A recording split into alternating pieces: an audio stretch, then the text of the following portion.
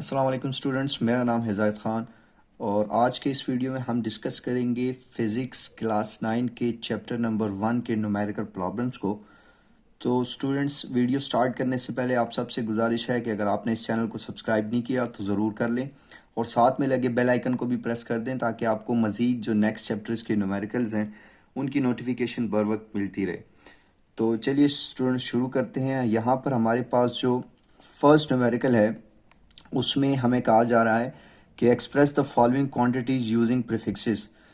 Prefixes का इस्तेमाल करके ये जो गिवन क्वांटिटीज़ हैं इनको कन्वर्ट करें। तो हमारे पास जो फर्स्ट क्वांटिटी है उसमें 5000 ग्राम है और उसको हमने कन्वर्ट करना है। तो यहाँ पर हमें दिया हुआ है 5000 ग्राम, इसको कन्वर्ट करके देखते हैं कि हमारे पास क्या आता है। तो स्टूडेंट्स, हमने क्या करना है कि 5000 को मैं यूँ लिख दूंगा 5 into 1000 gram as it is, और इस 1000 को मैं 10 की पावर 3 लिख दूंगा। 1000 जो है वो 10 की पावर 3 के इक्वल होता है। और स्टूडेंट्स, इस चैप्टर में आप पीछे पढ़ के प्रीफिक्सेस वाला टॉपिक पढ़ के आ रहे हैं कि 10 की पावर 3 ये किलो के इक्वल होता है। तो यहाँ पर 10 की पावर 3 की जगह मैं किलो का वर्ड यूज़ करूँ, किलो, और ये ग्राम एज इट इज़। तो ये 5000 ग्राम ये 5 किलोग्राम के इक्वल होता है। यहाँ पर आप रीज़न दे दें कि 10 की पावर 3 इक्वल्स टू 1 किलो। तो स्टूडेंट्स, अब नेक्स्ट में हमें जो कहा जा रहा है कि इस क्वांटिटी को प्रीफिक्स के फॉर्म में लिखें। तो उसके लिए मैं इसको पहले यहाँ पर लिख लेता हूँ। बी में हमें 2 और साथ में 6 ज़ीरोज़ आ रहे हैं, वाट, इसको कन्वर्ट करके हमने लिखना है। तो अब इसमें भी हम क्या करेंगे कि यहाँ पर ये 2 इंटू ये जितने भी ज़ीरोज़ होंगे हम इनको सेपरेट लिख देंगे। 1 शुरू में लगा देंगे और ये ज़ीरोज़ आ जाएंगे। 2 3 4 5 6 और ये वाट एज इट इज़। अब 2 इंटू ये 6 ज़ीरोज़ हैं तो इनको हम 10 की पावर 6 में लिख देंगे। जैसे यहाँ ऊपर हमारे पास 3 ज़ीरो तो 10 की पावर 3 लिखा, यहाँ 6 ज़ीरोज़ 10 की पावर 6। और हम जानते हैं कि 10 की पावर 6 के लिए जो प्रीफिक्स हम यूज़ करते हैं वो हम करते हैं mega, 2 megawatt.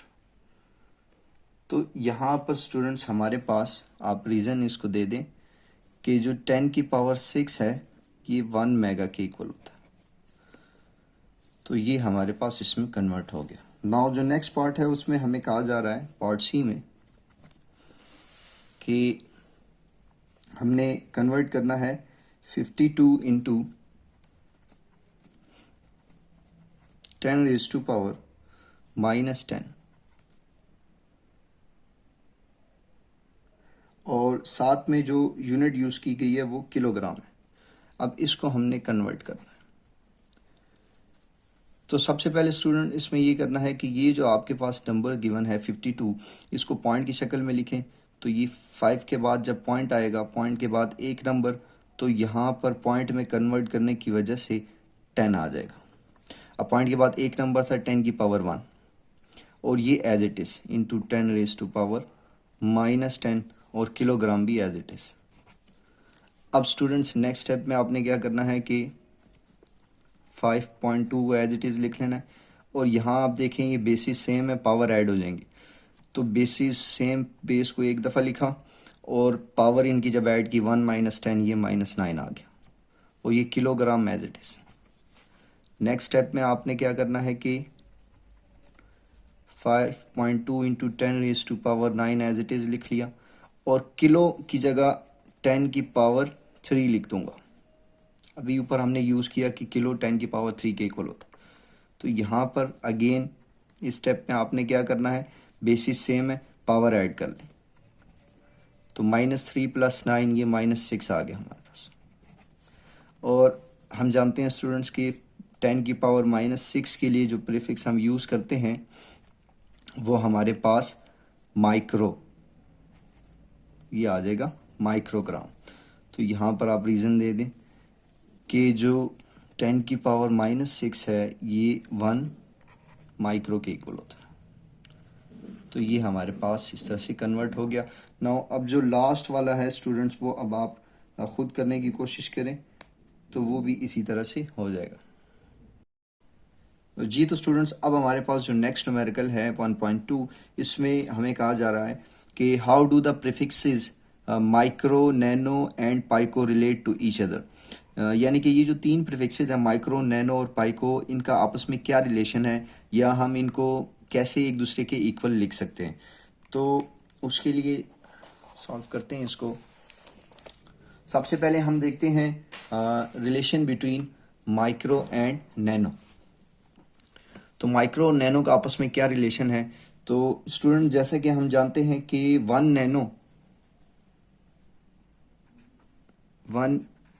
Nano equals to 10⁻⁻⁹ और ये 10⁻⁻⁹ को मैं यूं भी लिख सकता हूँ 10⁻⁻6 इंटू 10⁻⁻3। मैं इनकी बेसिस को जो है वो सेपरेट कर दूँ। तो नाउ ये जो 10⁻⁻6 है ये माइक्रो के इक्वल होता है, लिहाजा ये हमारे पास 1 माइक्रो आ जाएगा। और ये 10⁻⁻3 साथ में एज इट इज़ आ जाएगा। तो मैं इसको तरतीब से लिख देता हूँ, 10⁻⁻3 शुरू में लिखा और ये 10⁻⁻6 की जगह माइक्रो लिख दिया। तो 1 नैनो इक्वल्स टू 10⁻⁻3 माइक्रो। तो इसी तरह से अब नेक्स्ट जो रिलेशन हम फाइंड करेंगे बिटवीन माइक्रो एंड पाइको। तो माइक्रो और पाइको का आपस में क्या रिलेशन है। तो स्टूडेंट्स हम जानते हैं कि 1 पाइको जो है ये इक्वल होता है इक्वल्स टू 10⁻⁻12 और ये 10⁻⁻12 को अगर हम ब्रेक करें तो हम इसको 10⁻⁻6 इंटू 10⁻⁻6 में ब्रेक कर सकते हैं। अब स्टूडेंट्स यहाँ पर ये जो 10⁻⁻6 है इसकी जगह हम इस 10⁻⁻6 की जगह हम अगेन माइक्रो यूज़ कर देंगे। तो ये 10⁻⁻6 एज इट इज़ और एक की जगह हम माइक्रो लगा देंगे। तो 1 पाइको ये इक्वल होगा 10⁻⁻6 माइक्रो के। और स्टूडेंट्स अब लास्ट में हमारे पास जो है हमने रिलेशन फाइंड करना है बिटवीन नैनो एंड पाइको। तो स्टूडेंट्स हम जानते हैं कि 1 पाइको अगेन ये लिख देंगे 10⁻⁻12 के। अब हमने इसको नैनो में कन्वर्ट करना है, यानी कि हमने इसको एक जो है हमारे पास 10⁻⁹ में आना चाहिए। तो जब हम इसको ब्रेक करेंगे तो ये 10⁻³ इंटू 10⁻⁹ जब हमने इसमें ब्रेक कर दिया, अब ये 10⁻⁹ की जगह हम नैनो लिख देंगे और 10⁻³ as it is 10⁻³ as it is और इसकी जगह हमारे पास नैनो आ गया। लिहाजा 1 पाइको ये इक्वल होता है 10⁻³ नैनो के। जी तो स्टूडेंट्स अब हमारे पास जो थर्ड न्यूमेरिकल प्रॉब्लम है उसमें हमें कहा जा रहा है कि your hair grow at the rate of 1 millimetre per day, find their growth in nanometre per second. तो हमें कहा जा रहा है कि आपके बाल जो हैं वो 1 मिलीमीटर पर डे यानी एक दिन में 1 मिलीमीटर ग्रो करते हैं। Find their growth rate in nanometre per second. ये जो ग्रोथ रेट है इसको नैनोमीटर पर सेकंड में फाइंड करें। हमें 1 मिलीमीटर पर डे दिया हुआ है, हमने कन्वर्ट करना है नैनोमीटर पर सेकंड में। तो उसके लिए स्टूडेंट सबसे पहले तो हमें ये जो गिवन डाटा है ये हम लिख देते हैं, यानी कि जो ग्रोथ रेट हमें गिवन है हम वो पहले लिख लेंगे। तो उसके लिए जो ग्रोथ रेट है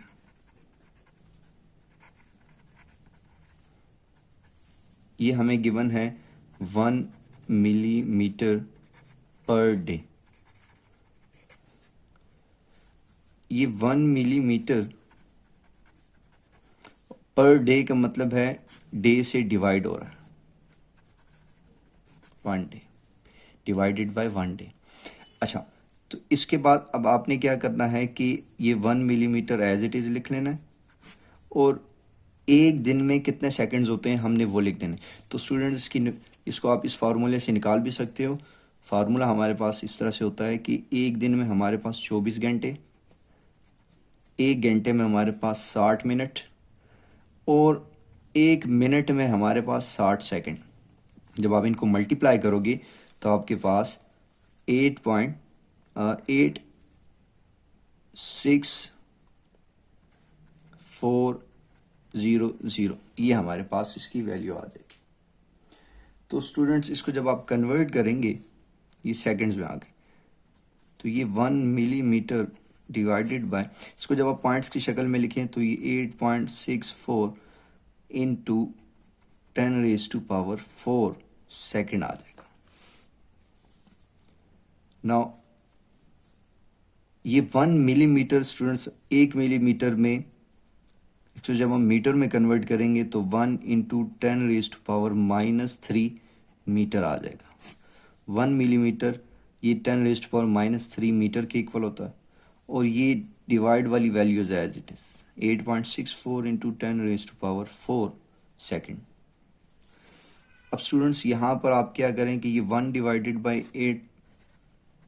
864 को मैंने अलग से लिख लिया, ऊपर जो हमारे पास 10⁻³ ये एज इट इज़ और ये 10⁻+4 ऊपर जाके 10⁻⁻4 बन जाएगा और ये मीटर और ये पर सेकेंड।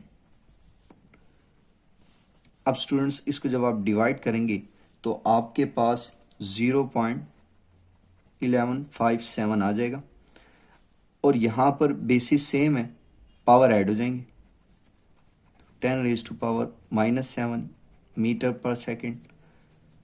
अच्छा, यहाँ इस पॉइंट को 2 डिजिट आगे जब लेकर आऊँगा यानी इस 11 के बाद पॉइंट लगाऊंगा 11.57, तो ऐसा करने से 10⁻² साथ में आ जाएगा। अब जानते हैं कि जब आप पावर को आगे लेकर आएंगे तो 10 की पावर माइनस हो जाएगा, 2 डिजिट आगे लेकर आ रहे हैं तो 10 की पावर -2 हमने लगाया साथ में और ये साथ में 10⁻⁻7 और ये मीटर पर सेकेंड।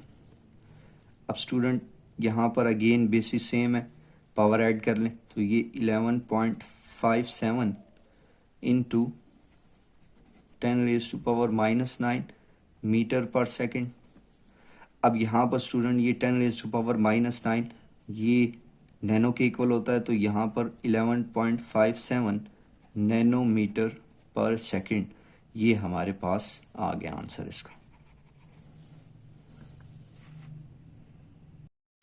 जी तो स्टूडेंट्स अब हमारे पास नेक्स्ट जो न्यूमेरिकल है 1.4, इसमें हमें कहा जा रहा है कि री right the following in standard form. ये जो हमें फॉलोइंग 4 पार्ट्स दिए गए हैं इनमें जो हमें न्यूमेरिकल वैल्यूज़ गिवन है इनको कहते हैं कि स्टैंडर्ड फॉर्म में कन्वर्ट करो। तो उसके लिए हम यहाँ पर सबसे पहले जो फर्स्ट पार्ट है उसको देखते हैं। इसमें हमारे पास गिवन है 1168 इंटू 10⁻⁻27। इसको जब स्टैंडर्ड फॉर्म में कन्वर्ट करेंगे तो उसके लिए हम क्या करेंगे कि यहाँ पर जो फर्स्ट डिजिट है 1, इसके बाद पॉइंट लगाएंगे और फिर यहाँ हमने देखना है कि इस डिजिट के बाद कितने डिजिट्स आ रहे हैं।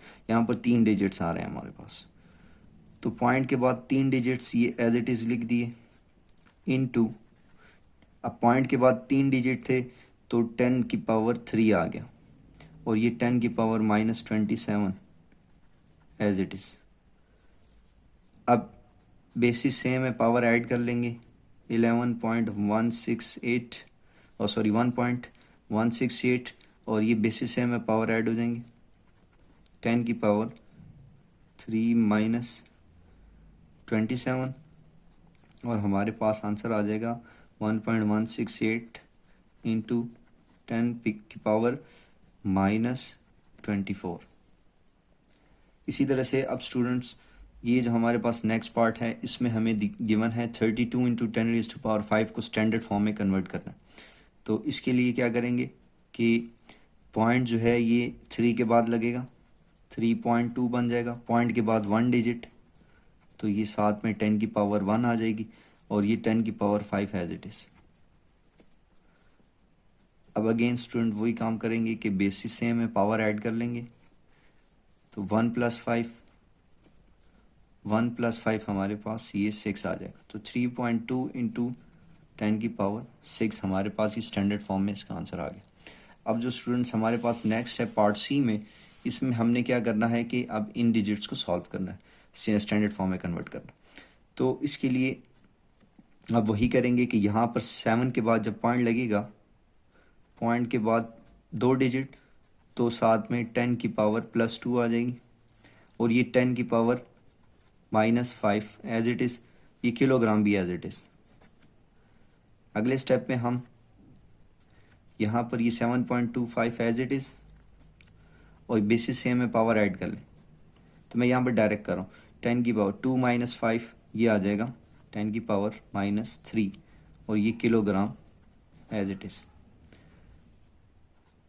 अब ये 7.25 इंटू 10 की पावर -3 और ये किलो की जगह मैं इसकी वैल्यू लिख दूंगा, किलो इक्वल होता है 10 की पावर +3 के और साथ में ग्राम एज इट इज़। अब अगेन यहाँ पर बेसिस से हमें पावर ऐड कर लेंगे, तो ये आ जाएगा 7.25 इंटू 10 की पावर -3 + 3, ये 0 हो जाएगा ग्राम। और हम जानते हैं कि किसी भी चीज़ की पावर 0 हो वो 1 के इक्वल होती, तो 10 की पावर 0 ये 1 के इक्वल है, तो यहाँ पर हमारे पास सिर्फ 7.25 बच जाएगा। तो ये हमारे पास स्टैंडर्ड फॉर्म में कन्वर्ट हो गया। अब जो लास्ट है इसको भी देख लेते हैं। अब इसमें स्टूडेंट्स ये थोड़ा सा डिफरेंट इस वजह से है कि यहाँ पर 0.02 आ गया। अब हमने क्या करना है कि ये पॉइंट जो है ये फर्स्ट नॉन ज़ीरो डिजिट के बाद लेकर आना है, यानी ये 2 के बाद। तो यहाँ पर ये पॉइंट जब हम कितने डिजिट आगे मूव करवाएंगे, 1 2, तो यहाँ पर 2 के बाद जब पॉइंट लगेगा 2, अब 2 के बाद मज़ीद कोई डिजिट नहीं है तो फिर आगे इसके बाद पॉइंट लगाने की ज़रूरत नहीं है, तो 2 × अब हम कितने डिजिट्स आगे हमने मूव करवाया 2, तो 10 की पावर -2 आ जाएगा साथ में। यहाँ पर +2 नहीं करना क्योंकि हम लेफ्ट हैंड साइड से आ रहे हैं, ये -2 आ जाएगा और ये 10 की पावर -8 एज इट इज़। अब स्टूडेंट बेसिस से हमें पावर ऐड कर लें, तो 2 × 10⁻⁻, ये हमारा आंसर आ गया। जी तो स्टूडेंट्स अब हमारे पास जो नेक्स्ट न्यूमेरिकल है 1.5, इसमें हमें कहा जा रहा है कि right the following quantities in standard form, कि जो गिवन क्वांटिटीज़ हैं इनको स्टैंडर्ड फॉर्म में कन्वर्ट करें। स्टैंडर्ड फॉर्म से मुराद है कि 10 की पावर्स में इनको कन्वर्ट करें। तो अब इसको देखते हैं कि कैसे सॉल्व करना है। तो सबसे पहले हमें फर्स्ट पार्ट में गिवन है 6400 और किलोमीटर, आगे यूनिट्स को आप इग्नोर कर दें, जस्ट इस न्यूमेरिकल वैल्यू को देखें। तो ये हमारे पास गिवन है 6400, तो 6 के बाद जब हम पॉइंट लगाएंगे 6.4, अब पॉइंट के बाद 3 डिजिट्स थे यहाँ पर, तो हमारे पास 10 की पावर 3 जो है वो आ जाएगा किलोमीटर। तो ये जस्ट 1 स्टेप में ही ये सॉल्व हो गया। अब ये नेक्स्ट इसमें देखें कि हमारे पास हम जब फर्स्ट डिजिट के बाद पॉइंट लगाएंगे तो यहाँ पर हमारे पास कितने डिजिट्स आ जाते हैं इसके बाद, 1 2 3 4 5, तो 3.8 इंटू 10⁻⁻, +5 और ये किलोमीटर एज इट इज़। तो ये भी फर्स्ट स्टेप में ही सॉल्व हो गया। अब नेक्स्ट देखें, सी पार्ट में हमें कहा जा रहा है कि इसको जो है वो स्टैंडर्ड फॉर्म में कन्वर्ट करें। तो इसमें भी आपने यही करना है कि ये जो फर्स्ट है हमारे पास डिजिट 3, इसके बाद जब पॉइंट लगेगा, अब यहाँ पर आप देखें कि इसके बाद सारे ज़ीरोज़ हैं, यानी हमारे पास कोई नॉन ज़ीरो डिजिट नहीं है। जैसे यहाँ पर 4 था, फिर 0 थे, यहाँ पर 8 था, उसके बाद 0 थे। तो अगर कोई नॉन ज़ीरो डिजिट होगा तो वो लिखेंगे यहाँ पर पॉइंट के बाद, और अगर कोई नॉन ज़ीरो डिजिट नहीं है यानी कि सारे ज़ीरो हैं, फिर उसको लिखने की ज़रूरत नहीं है। जस्ट ये फर्स्ट वाली टर्म 3 और इन टू, यहाँ पर आपने देखना है कि ये कितने टर्म्स आ रहे हैं, कितने ज़ीरोज़ आ रहे हैं। तो 1 2 3 4 5 6 7 8, तो 3 इंटू 10⁻8 मीटर पर सेकेंड। और अब स्टूडेंट्स ये लास्ट वाला जो है, इसमें मैं पीछे जो है वो थोड़ी सी हिंट भी दे चुका हूँ कि हमने एक दिन में कितने सेकंड से ये निकालने।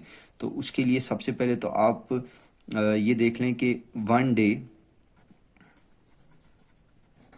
Equals to 24 hours. एक दिन में 24 घंटे होते हैं हमारे पास। अच्छा, यहाँ आपने क्या करना है कि 24 को एज इट इज़ रहने दें, और ये जो हावर्स हैं, एक घंटे में कितने मिनट्स होते हैं हमारे पास, ये हमारे पास आ जाते हैं 60 मिनट्स। अब ये 24 इंटू ये 60 भी एज इट इज़ लिख लें, और एक मिनट में कितने सेकंड्स होते हैं वो भी आप लिख लें, 60 सेकंड्स। तो ये सारी वैल्यू सेकंड्स में आ गई। इसको जब आप मल्टीप्लाई करवाएंगे तो आपके पास इसका जो आंसर है वो 86400 आ जाएगा। ये सेकंड्स में आ गया हमारे पास, और इसको हम स्टैंडर्ड फॉर्म में जब कन्वर्ट करेंगे, 8 के बाद पॉइंट लगेगा, पॉइंट के बाद ये दो नॉन ज़ीरो डिजिट 6 और 4 एज इट इज़, और ये पॉइंट के बाद कितने नंबर्स हुए, 1 2 3 4, तो 10 की पावर प्लस 4 सेकेंड। तो इस तरह से हमारे पास ये सेकंड्स इन अ डे निकल आए। जी तो स्टूडेंट्स, अब हमारे पास जो नेक्स्ट न्यूमेरिकल है 1.6, इसमें हमें कहा जा रहा है कि on closing the jars of a vernier callipers, zero of the vernier scale is on the right side to its main scale such that fourth division of its vernier scale coincides with one of the main scale division. Find its zero error and zero correction. तो एक vernier caliper है, जब हम उसको close करते हैं, fully हम tight close करते हैं, तो उसका जो मेन स्केल और वर्नियर स्केल का ज़ीरो है वो कंसाइड नहीं कर रहा। Zero of the vernier scale is on the right side to its main scale, such that four divisions of its vernier scale coincide with one of the main scale division. यानी कि ये हमें बता रहा है कि जब हम किसी वर्नियर कैलिपर एक हमें गिवन है, उसको जब हम फुली टाइट करेंगे तो वो दोनों ज़ीरोस कंसाइड नहीं कर रहे। जो वर्नियर स्केल का ज़ीरो है वो मेन स्केल के फोर्थ डिवीज़न के साथ कंसाइड कर रहा है, यानी कि ज़ीरो एरर जो है वो हमने फाइंड करना है इसमें, और उसकी करेक्शन कितनी होनी चाहिए वो भी हमने उसकी करेक्शन फाइंड करनी। तो उसके लिए अब हम चलते हैं, यहाँ जो वैल्यूज़ गिवन है उसको यहाँ पर देखते हैं। सबसे पहले हमें नंबर ऑफ़ डिवीजन्स जो है वर्नियर स्केल पे वो हमें दी हुई है 4, और लीस्ट काउंट जो वर्नियर कैलिपर्स का होता है वो हम जानते हैं कि ये हमारे पास 0.01 सेंटीमीटर होता है। वर्नियर कैलिपर्स के लिए जो लीस्ट काउंट है वो 0.01 सेंटीमीटर। नाउ ज़ीरो एरर आप कैसे निकालना है आपने, ज़ीरो एरर हम इन दोनों क्वांटिटीज़ को जब, यानी number of division of vernier scale और लीस्ट काउंट, इनको मल्टीप्लाई करने से हमारे पास ज़ीरो एरर आ जाएगा। तो ज़ीरो एरर निकालने के लिए 4 इंटू 0.01 सेंटीमीटर, ये हमारे पास आ जाएगा 0.04 सेंटीमीटर। तो ये हमारे पास ज़ीरो एरर आ गया। अब चूँकि ये पॉजिटिव रहेगा। ना ज़ीरो करेक्शन कैसे निकाल लेंगे, कि ज़ीरो करेक्शन निकालने का तरीका ये है, चूँकि उसने हमें बता दिया है कि ये जो ज़ीरो एरर है ये राइट साइड पे था, तो ज़ीरो एरर पॉजिटिव रहेगा।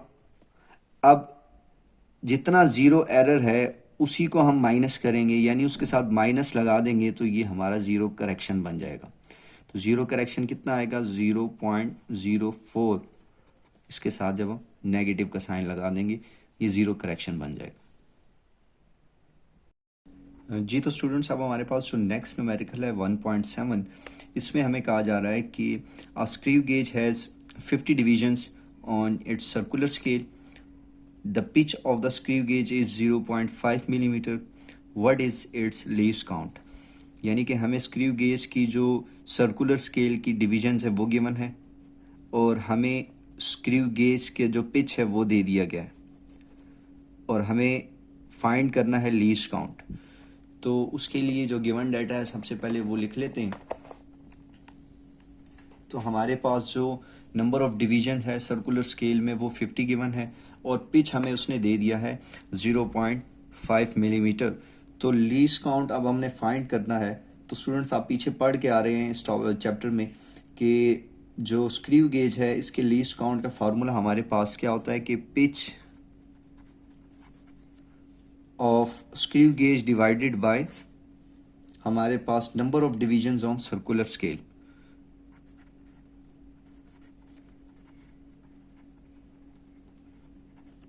सर्कुलर स्केल के ऊपर जितनी डिवीजन्स हैं उससे डिवाइड करना है। तो ये वैल्यूज जब हम पुट करेंगे, पिच हमें गिवन है 0.5 millimetre divided by number of divisions हमें 50 गिवन है, यहाँ पुट कर देंगे।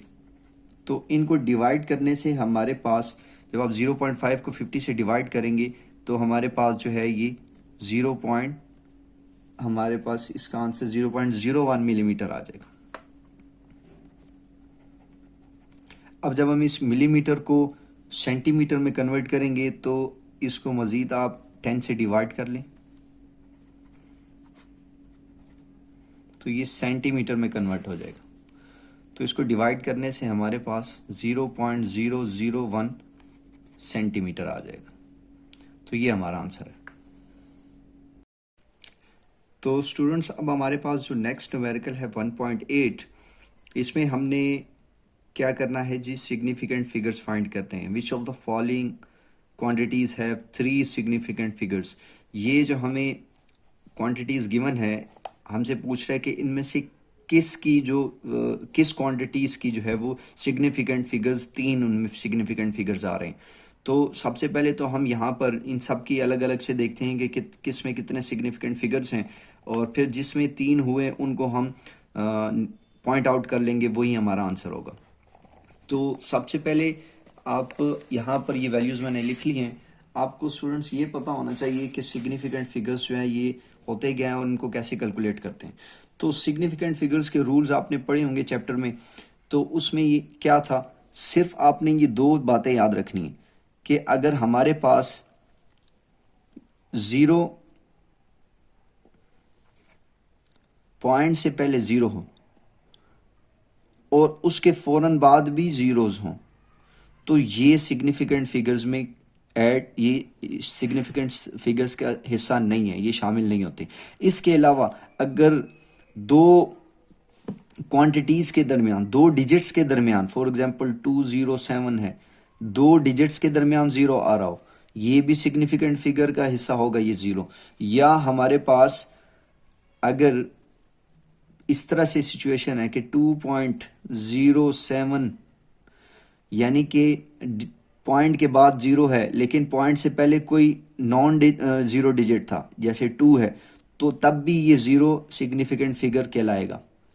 लेकिन अगर पॉइंट से पहले 0 है वो भी हिस्सा नहीं है और उसके बाद भी अगर कोई 0 आ रहे हैं, यानी पॉइंट से पहले 0 और उसके बाद, तो ये ज़ीरोज़ सिग्निफिकेंट फिगर्स का हिस्सा नहीं होंगे।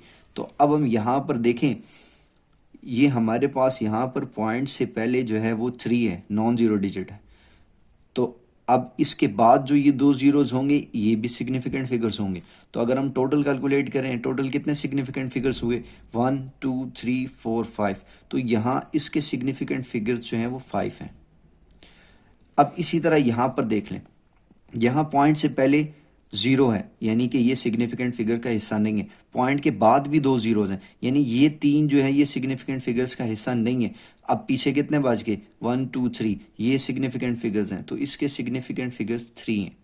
इसी तरह से यहाँ पर स्टूडेंट्स देख लें इन 3 वैल्यूज़ का, पॉइंट से पहले जो है वो 5 है, ये भी सिग्निफिकेंट फिगर है, और इसके बाद ये 0 और 5 ये भी हैं, तो इसके टोटल कितने हुए, इसके भी हमारे पास 3 सिग्निफिकेंट फिगर्स हुए। इसी तरह से यहाँ पर देख लें कि पॉइंट से पहले जो है 301, यानी ये तीनों सिग्निफिकेंट फिगर्स हैं, और पॉइंट के बाद भी ज़ीरो। अब पॉइंट से पहले जो है वो नॉन ज़ीरो डिजिट्स हैं, तो बाद वाला ज़ीरो भी सिग्निफिकेंट फिगर होगा। तो ये टोटल कितने हुए, 1 2 3 4, तो इसके सिग्निफिकेंट फिगर्स हमारे पास 4 हो गए।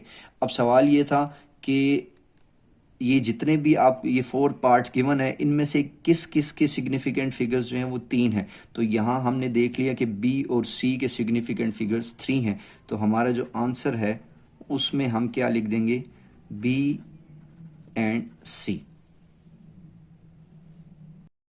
जी तो स्टूडेंट्स, अब हमारे पास जो न्यूमेरिकल नंबर 1.9 है, इसमें हमें क्या कह रहा है कि what are the significant figures in the following measurements. ये जो हमें मेजरमेंट्स दी हुई हैं, इनमें हमने सिग्निफिकेंट फिगर्स जो है फाइंड आउट करनी है। यानी कि इसमें कितनी सिग्निफिकेंट फिगर हैं, इसमें कितनी सिग्निफिकेंट फिगर्स हैं, इन सब की हमने अलग अलग से फाइंड आउट करनी है। तो अभी जो हमने प्रीवियस क्वेश्चन किया उसमें हमने देख लिया कि सिग्निफिकेंट फिगर्स जो हैं कैसे फाइंड आउट करने हैं। तो वही रूल है, आपने यही रूल ध्यान में रखना है कि अगर वैल्यूज़ इस तरह से हैं कि उसमें पॉइंट से पहले ज़ीरो, उसके फ़ौरन बाद जो ज़ीरोज़ होंगे वो सिग्निफिकेंट फिगर्स नहीं होंगे। बाकी अगर हमारे पास दो नंबर के दरमियान ज़ीरो आता है, या पॉइंट से पहले कोई नंबर था और उसके बाद ज़ीरो आता है, तो वो सिग्निफिकेंट फिगर्स होंगे। तो यहाँ पर आप देखें कि यहाँ हमारे पास पॉइंट से पहले 1 है, तो इसके बाद जो ज़ीरोज़ आ रहे हैं वो भी सिग्निफिकेंट फिगर्स होंगे। तो टोटल कितने हो गए हमारे पास, 1 2 3 4, तो इसमें हमारे पास कितने आ गए, 4। अच्छा, इस बी में देख लें, यहाँ पर पॉइंट से पहले ज़ीरो, पॉइंट के बाद भी दो ज़ीरो, तो ये तीनों सिग्निफिकेंट फिगर्स नहीं हैं, बाकी ये तीनों हैं। तो इसमें हमारे पास जो है वो कितने आ गए, 3। इसी तरह यहाँ पर देख लें कि ये तीनों हमारे पास क्या सिग्निफिकेंट फिगर्स हैं। ये 10⁻⁻27 इसको निगलेक्ट कर देते हैं, तो इन तीनों में ये तीनों ही हमारे पास हैं, इसके भी 3 सिग्निफिकेंट फिगर्स हो गए। और ये लास्ट वन देख ले कि ये दो वैल्यूज़ हैं, दो वैल्यूज़ के दरमियान अगर ज़ीरोज़ आएँ तो वो भी सिग्निफिकेंट फिगर्स होते हैं। तो ये टोटल हमारे पास 4 सिग्निफिकेंट फिगर्स आ गए। जी तो स्टूडेंट्स, अब हमारे पास जो लास्ट न्यूमेरिकल है उसमें हमें कहा जा रहा है कि a chocolate wrapper is 6.7 centimetre long and 5.4 centimetre wide. Calculate its area up to reasonable number of significant figures. यानी हमें एक चॉकलेट रैपर है, उसका हमें लेंथ गिवन है और उसके जो हमें वेट्स है वो दे दी गई है। वो तो इसकी हमने एरिया जो है इसके लिए वो फाइंड आउट करना है, और कम से कम सिग्निफिकेंट फिगर्स के लिए। तो सबसे पहले हम ये जो गिवन डाटा है ये लिख लेते हैं, क्योंकि मैंने यहाँ लिख दिया है। हमें लेंथ गिवन है 6.7 सेंटीमीटर और विड्थ हमें दे दी गई है 5.4 सेंटीमीटर। तो एरिया कैलकुलेट करना। अब चूंकि स्टूडेंट्स आप जानते हैं कि एरिया जो है वो किसके इक्वल होता है, ये एरिया जो है वो लेंथ इनटू विड्थ के इक्वल होता है। तो यहाँ पर हम की वैल्यूज़ पुट कर देंगे। लेंथ हमारे पास 6.7 सेंटीमीटर इनटू विड्थ हमारे पास 5.4 सेंटीमीटर है। तो इनको मल्टीप्लाई करने से हमारे पास जो एरिया है वो आ जाएगा 36.18 सेंटीमीटर स्क्वेयर। अब चूंकि स्टूडेंट्स ये जो एरिया है इसमें अगर हम देखें तो हमारे पास 4 सिग्निफिकेंट फिगर्स आ रहे हैं, 2 पॉइंट से पहले 2 पॉइंट के बाद। तो ये जो पॉइंट के बाद वाले 2 सिग्निफिकेंट फिगर्स हैं, इनको अगर हम निगलेक्ट कर दें, क्योंकि हमने लीस्ट सिग्निफिकेंट फिगर्स के लिए एरिया निकालना है। So the number of least significant figures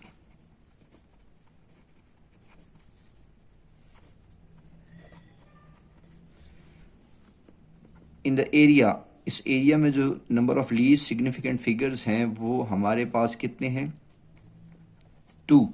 यानी पॉइंट से पहले वाले ये 2 सिग्निफिकेंट फिगर्स। देयरफॉर हमारे पास जो एरिया होगा ये हम 36 सेंटीमीटर स्क्वायर लिख देंगे। हमने चूंकि reasonable number of significant figures के लिए एरिया कैलकुलेट करना है, यानी कम से कम नंबर ऑफ सिग्निफिकेंट फिगर्स के लिए, तो वो हमारे पास ये पॉइंट से पहले ये 2 जो हैं यही शामिल होंगे, पॉइंट के बाद वाले को हम निगलेक्ट कर देंगे। तो ये था हमारे पास चैप्टर 1 के जितने भी न्यूमेरिकल्स थे वो सारे। तो उम्मीद है आप सबको जो है सारे न्यूमेरिकल क्लियर हो गए होंगे। इसके बाद भी अगर किसी भी स्टूडेंट को किसी भी न्यूमेरिकल में कहीं जाकर कोई मसला है तो वो हमसे कमेंट बॉक्स में पूछ सकता है।